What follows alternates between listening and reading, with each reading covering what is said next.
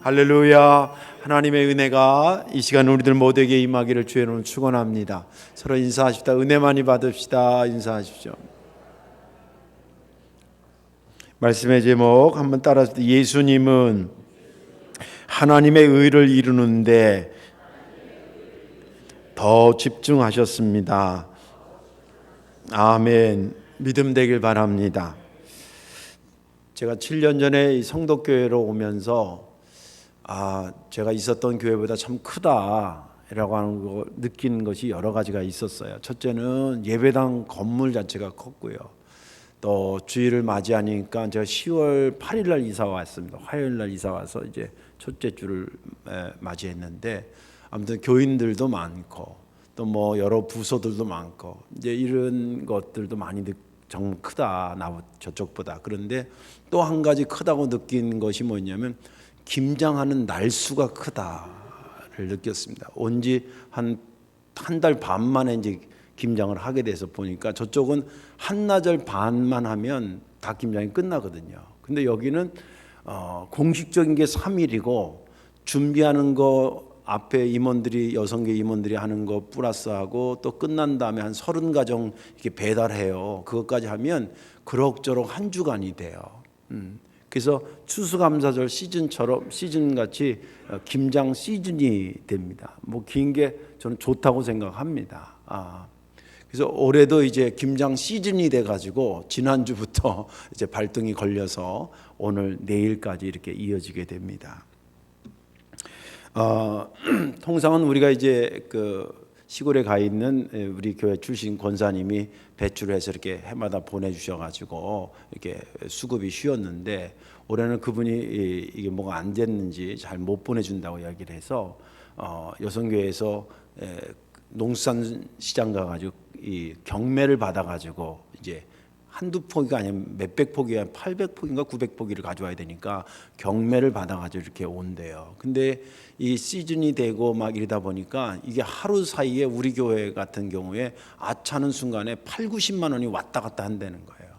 근데 토요일 날이 아주 피크라서 많은 사람들이 안 되겠다 그래서 금요일 날 갑자기 이제 그것을 이게 사게 된 겁니다. 근데 이제 문제는 토요일 날 다 배추가 올 줄 알고 교인들이 기다리고 있었는데, 뭐 금요일 날 오게 되니까 이게 이제 갑자기 비상사태가 된 거죠. 그래서 보니까 뭐 남성계 회원들 전체 문자 보내고 또 여성계도 연락하고 뭐 아는 사람 모르는 사람 막 이렇게 연락을 했어요.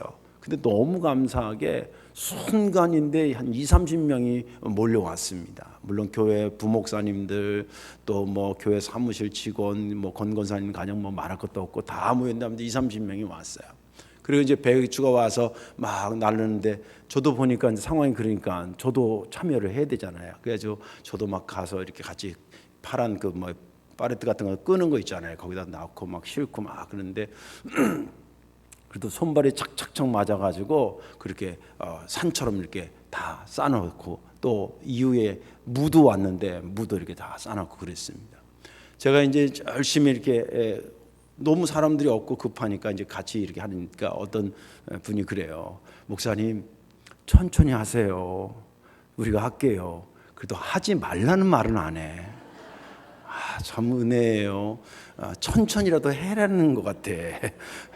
그래서 내가 괜찮다고, 그렇다고 또 천천히 할게요 그럴 수 없잖아요. 괜찮다고 그러고 이제 이렇게 해가지고 하는데, 그러면서 생각에 지금 성도들이 이게 이제 김장해서 내년 봄까지 이렇게 편하게 와서 주일날 예배드리고 친교하면서 밥 같이 먹고 그런 김치를 만드는데 직분이 뭐가 그렇게 중요하겠냐는 거예요. 그죠? 김치 나르는데, 배추 나르는데 목사면 뭐가 중요하고 권사님은 뭐가 중요하고 여자면 뭐가 중요하고 남자면 뭐가 중요하냐는 거예요. 지금은 어떻게든지 우리 교회 김장을 하기 위해서 배추 나르는 게 중요한 거지. 그런 생각이 문득 잠깐 들었습니다.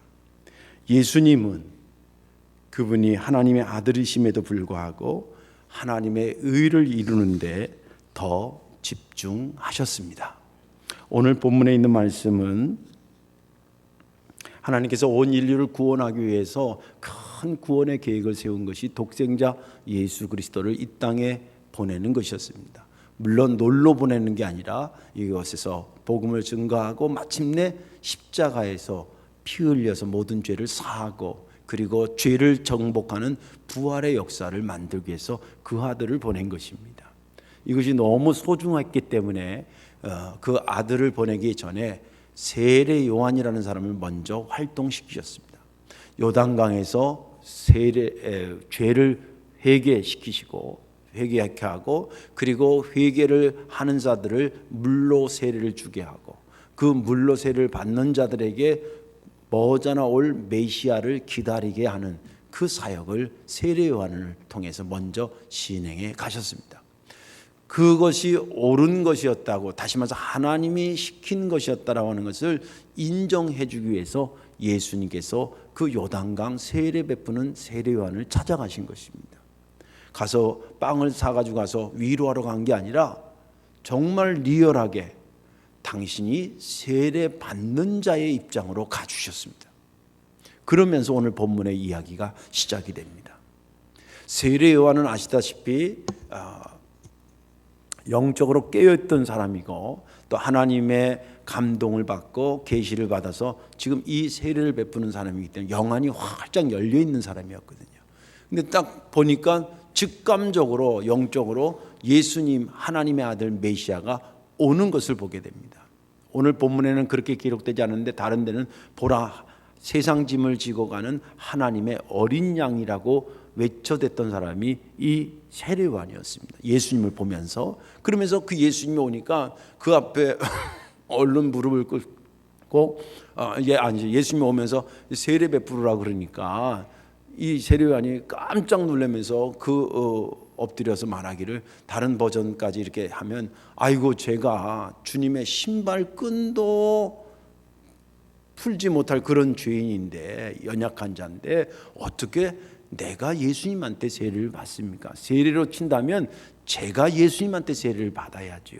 어떻게 저한테 예수님이 세례를 받겠습니까? 이렇게 얘기합니다. 당연한 얘기였죠. 당연한 얘기죠. 그랬더니 주님께서 이제 허락해라. 해라 이거예요. 그러니까 세례를 받으러 온 예수님이 세례를 베풀라고 허락하시는 겁니다. 그렇게 해서 말씀하시기를 네가 나한테 세례를 베푸는 것이 네가 생각하는 것처럼 그래서 좀 마음에 부담 가는 건 내가 안다. 그러나 그렇게 해서 모든 의를 이루는 것이 합당하다. 지금 절차 따지고 네가 생각한 것처럼 아유 이건 내가 해야 되냐 네가 예수님이 해야 되냐 이런 거 따져가지고 안 하고 있는 것보다는 네가 나한테 해가지고 하나님의 의를 이루는 것이 더 옳은 것이다 라는 말씀을 합니다. 그러니 베풀어라 그러니까 이 말을 듣고 세례 요한이 예 알겠습니다. 그리고 세례를 베풉니다. 세례를 받고 예수님께서 물에서 나오는데 하늘이 열리기 시작하고 세례 요한이 보니까 성령이 비둘기같이 예수님께 임하는 것을 보게 됩니다. 그리고 하나님의 음성이 들리는 것을 들리는데 뭐라 그러냐면 이는 내 사랑하는 아들이다. 나를 기쁘게 하는 자로다. 그러면서 오늘 본문은 끝납니다. 저는 지난 주간에 이 본문을 보면서 특별히 15절이 제게 은혜가 됐습니다.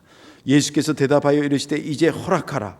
우리가 이와 같이 하여 모든 의를 이루는 것이 합당하니라.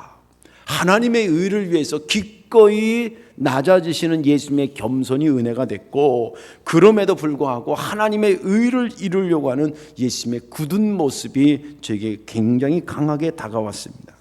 오늘 말씀에 은혜 받으시고 하나님의 의를 이루기 위해서 우리도 주님처럼 때로는 낮아지시고 그리고 순종하시고 그래서 예수님의 모습처럼 하나님의 의를 위해 나아가시는 저와 여러분들 되시기를 주님의 이름으로 축원합니다. 먼저 생각해야 될 것이 뭐냐면 예수님이 집중하셨던 그럼 하나님의 의는 무엇이었냐라고 하는 것입니다. 예수님이 집중했던 하나님의 의는 뭐냐? 그것은 하나님이 계획하신 모든 일을 의미합니다. 하나님이 하고자 계획하셨던 모든 일을 이름하여 하나님의 의라고 표현했다는 거예요. 15절을 보세요. 예수께서 대답하여 이르시되 이제 허락하나 우리가 이와 같이 하여 모든 의를 이루는 것이 합당하니라 하시니, 여기 모든 의를 제가 여러 성경 버전을 봤더니 공동 버전에는 뭐라고 하냐면 모든 의를 하나님께서 원하시는 모든 일 이렇게 표현되어 있고, 또 현대인 성경에는 하나님의 뜻 이렇게 되어 있고, 영어 성경에는 하나님이 요구하시는 모든 일 그렇게 되어 있습니다. 그러니까 이것을 종합해 보면 하나님께서 모든 의라고 하는 것은 하나님이 하시려고 마음먹고 계획하고 추진하는 모든 일들을 의미한다는 거예요. 그것을 주님은 나 몰라라 하지 않았다는 거예요. 오늘 여기 본문 흐름으로 보면, 야, 이렇게 해서라도 하나님께서 계획하셔가지고 하실 일을 우리가 나 몰라라 하면 안 된다. 이루자. 내가 높아지고 낮아지고 이게 중요한 게 아니라 이거 이루는 게 더 중요한 거야 라고 말씀하셨다는 거죠. 하나님이 계획하고 추진하는 말을 모든 일이라고 하는 그런 복수형으로 말한 것을 보면은, 이것은 하나님이 이루시려고 하는 것이 하나에서부터 여러 개가 된다는 것을 의미할 수 있고, 또 오늘 이 본문도 1차 해석이 가능하고 2차 해석이 가능하다라고 하는 그런 의미를 담고 있습니다. 모든 일이라는 말은, 그죠? 그래서 오늘 그럼 하나님이 과연 그렇게 계획하고 하시려고 했던 하나님의 일이, 하나님의 의의가 그러면 어떤 일들이었는가라고 하는 것을 1차 해석을 통해서 한번 살펴보고 2차 해석을 통해서 한번 살펴보면서, 아, 이걸 주님이 그렇게 하시려고 그랬구나. 그러니 우리도 이 일을 위해서 주님처럼 내가 어떻게 되든지 간에 버거워지고 힘들어지고 그런다 하더라도 그거 다 뒤로 하고 이 일에 매진해야 되겠구나, 그런 결심이 들기를 주님의 이름으로 축원합니다. 1차 해석을 통해서 보면은 1차 해석은 장소가 어디냐면 요단강 세례터입니다. 요단강에 지금 세례를 베푸는 그 장소라는 거예요. 상황은 세례 요한이 많은 사람들에게 세례를 베풀고 있고, 거기에 예수님도 세례를 받으려고 오는 것이 상황입니다. 그렇죠? 그리고 세례를 주는 목적은 뭐였냐면, 사람들의 세례를 베푸는 세례요한이 사람들한테 세례 베푸는 목적은 크게 두 가지였다 그랬잖아요. 예수님이 이 땅에 오시는데 죄 문제를 해결하러 오시는 건데, 그 예수를 맞이하려고 그러면 내가 죄인이라고 하는 것을 알고 있어야 될 거 아닙니까? 나를 위해서 왔는데 왜 오셨죠? 이러면 안 되잖아요. 그래서 죄를 해결하기 위해서 오신 예수님이기 때문에 인간들에게 죄가 없는데 억지로 네가 죄를 생각해내라가 아니라, 죄가 있는데 잊어버리거나 무시하고 사는 것들을 깨우쳐 알기 위해서 죄에 대해서 회개를 촉구했고, 그리고 세례를 베풀고, 또 두 번째는 그 세례 받은 자에게 곧 메시아가 올 거를 준비시켰다는 거예요. 그게 세례의 목적이었죠. 또 예수님이 세례를 받는 목적은 크게 두 가지였습니다. 하나는 지금 세례 요한이 하는 것이 지금 그 교회 역사로 말하자면 400년 동안 신구약 사이에 암흑기라 그래요. 중간기라 그러기도 하고 신구약 중간기라고 그래요. 다시 말해서 말라기 이후에 선지자가 안 나타났었어요. 하나님이 안 보냈어요. 그러다가 세례 요한이 섰으니까 그 말이 맞긴 맞는데, 이 사람이 하나님이 보낸 건가 아니면 자기 생각에 그걸 하는 건가, 이렇게 혼돈스러울 수도 있잖아요. 그래서 주님께서 이 세례요한이 죄를 회개케 하고 세례받게 하고 메시아를 기다리게 하는 이것은 옳은 것이라고 하는 것을 인정해주는, 요즘 말로 하면 인정샷을 쏴주는 것처럼 그 자리에 가서 그에게 세례를 받는 것으로 나타내 주셨다는 거예요.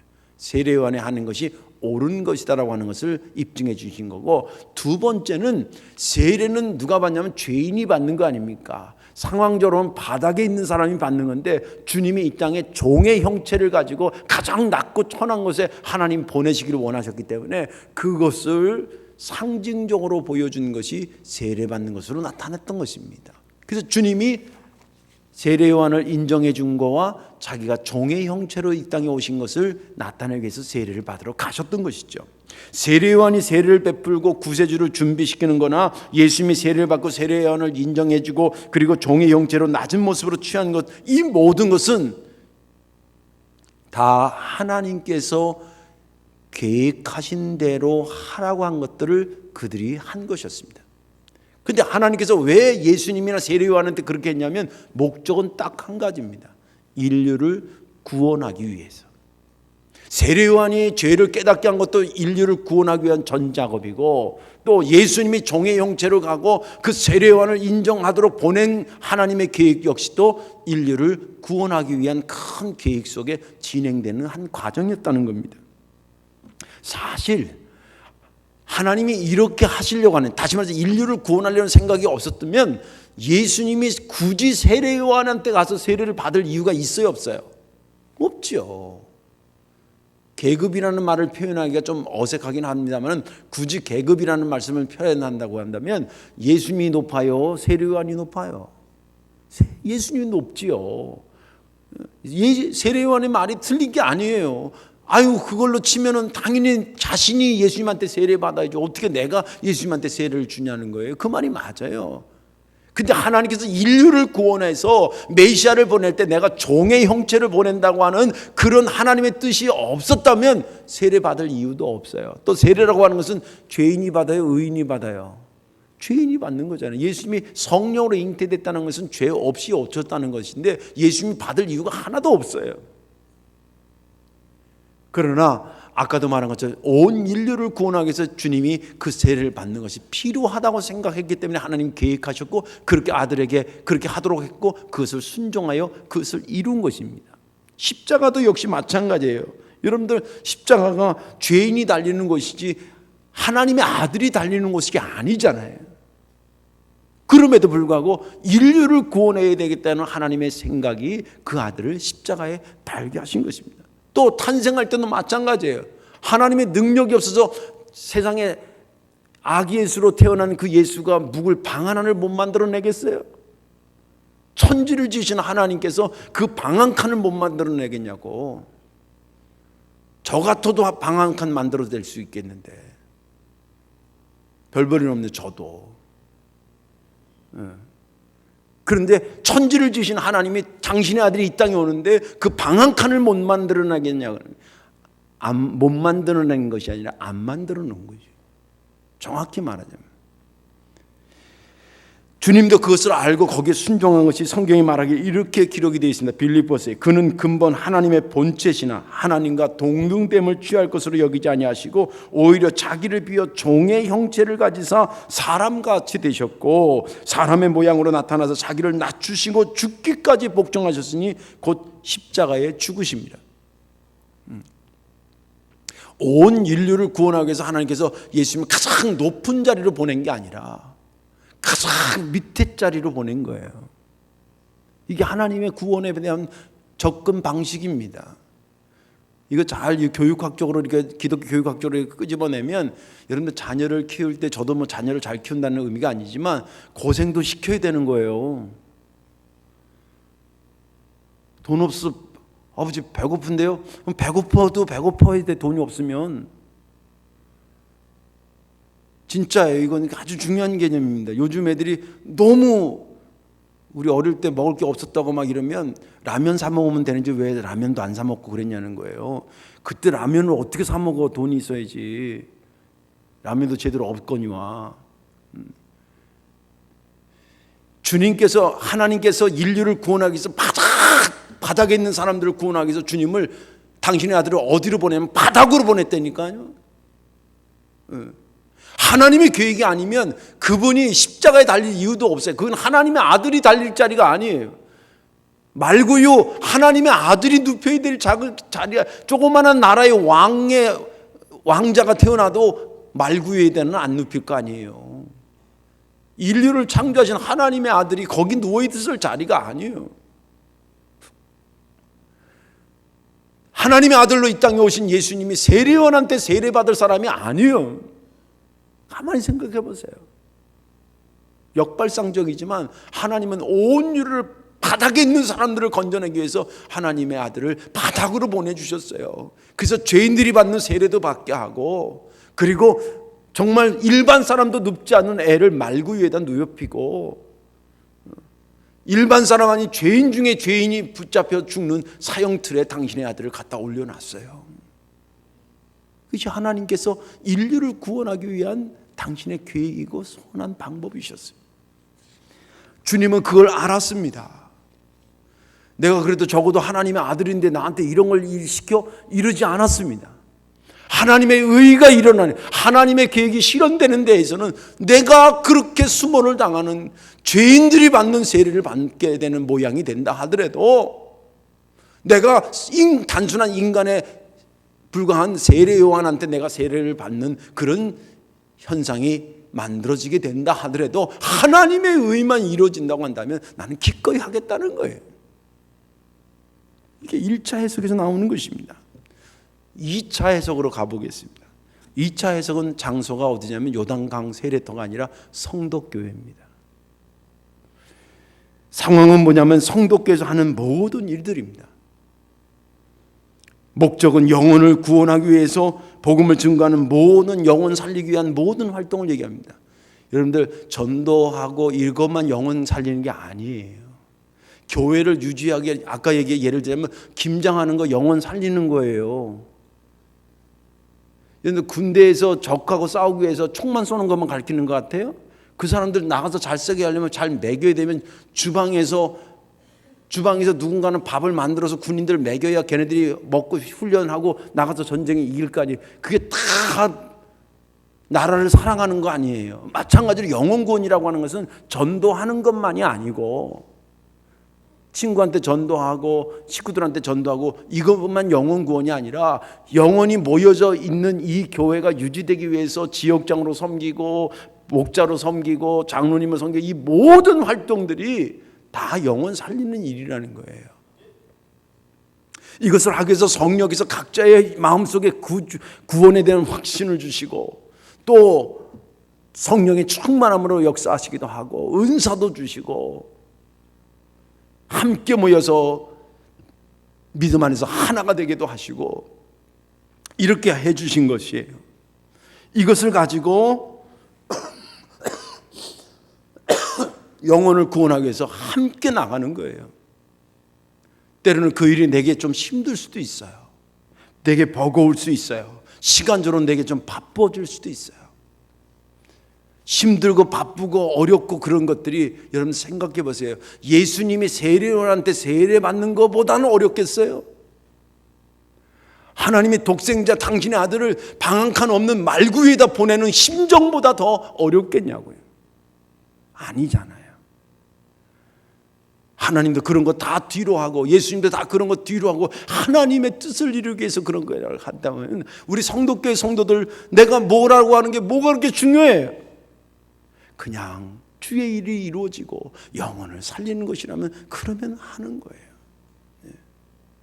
아까도 말한 것처럼 뱃줄 나르는데 목사가 뭐가 중요해? 뱃줄 나르는 사람이 중요한 거지. 그죠? 또 이런 얘기면 자꾸 시킬까 봐 걱정스러워. 제가 어제는 못했어요. 어제도 많이 하셨는데, 왜냐하면 어제는 제가 설교 준비 때문에 꼼짝을 못하고 그래서 격려만 하고 그랬는데, 예를 들자면 그렇다는 거예요. 그렇다는 거예요.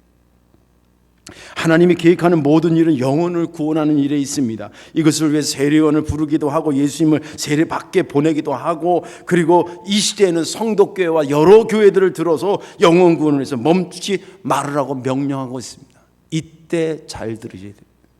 이때 잘 들으셔야 돼요. 그 명령이 내게 좀 버겁고 힘들고 바쁘고 그런다 하더라도, 심지어는 어떨 때는 그 일을 하기 위해서 내가 좀 자존심이 상하게 될 때도 있습니다. 그러나 이것을 통해서 이루어지는 하나님의 역사가 있다는 것을 기억하며 즐거운 마음으로 그 뒤를 따르기를 주의 이름으로 축원합니다. 마지막 하나는 뭐냐면, 그렇다면 하나님의 의에 집중하는 자에게 주시는 축복이 뭘까? 아까 말한 것처럼 주님이 그토록 집중했던 하나님의 의는 하나님이 하시려고 했던 일들인데, 그 일들이 보니까 영혼을 구원하는 건데, 그 일을 위해서 열심히 참여했더니 그 참여한 자들에게 주시는 하나님 축복이 뭐냐는 거예요.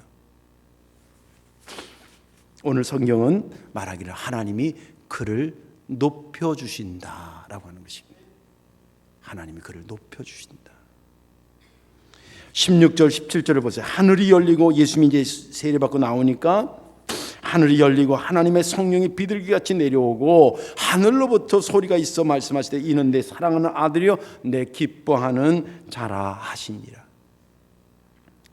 16, 17절에 보면 자신을 낮춰서 세례받고 물 밖에 나오는 예수님, 내가 하나님의 아들이라고 하는 것도 감추고 내가 그런 영적인 자격이 있는 것도 감추고 세례를 받았더니 오히려 그것을 누가 드러내 주시냐면 하나님이 드러내시는 거예요. 야, 이렇게 말하자면 이런 거예요. 야, 이 예수가 지금 세례 받으니까 니네들처럼 죄인인 줄 아냐?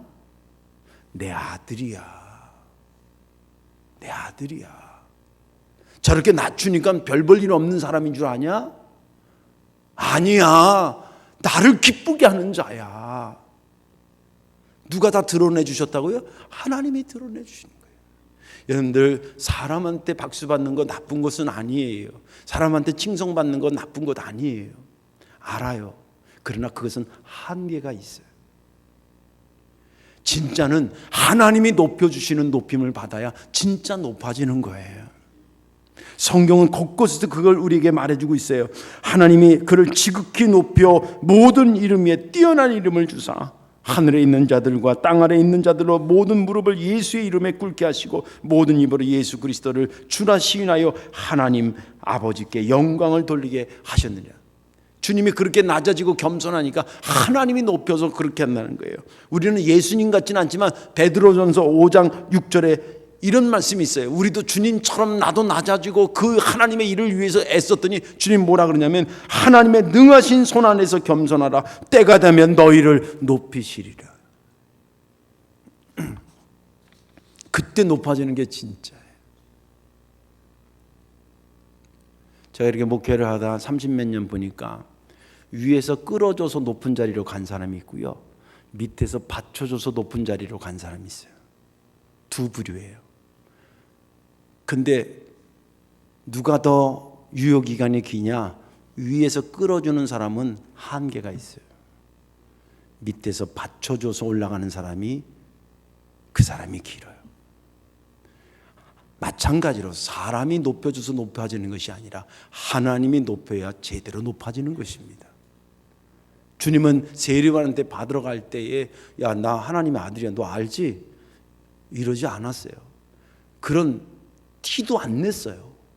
오히려 내가 세례를 너한테 받겠다 그러니까 세례원이 깜짝 놀래가지고 어쩔 줄 모르는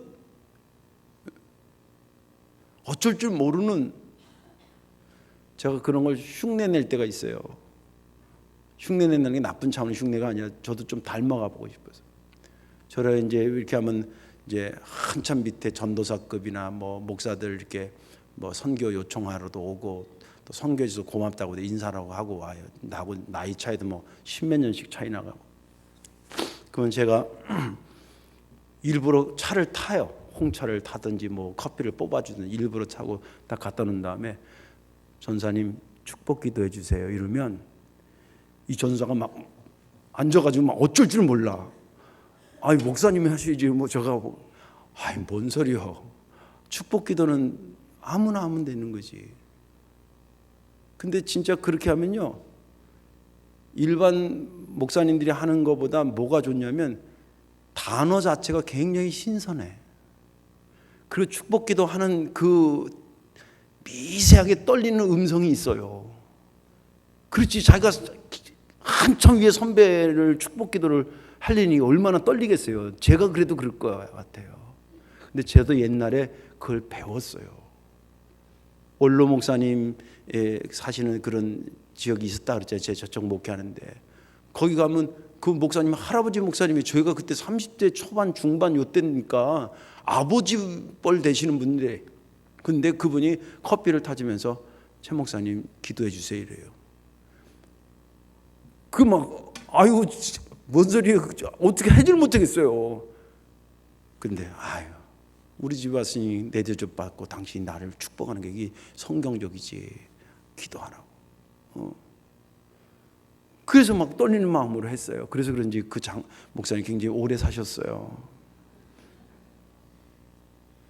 그런 거예요. 뭐가 중요한 겁니까?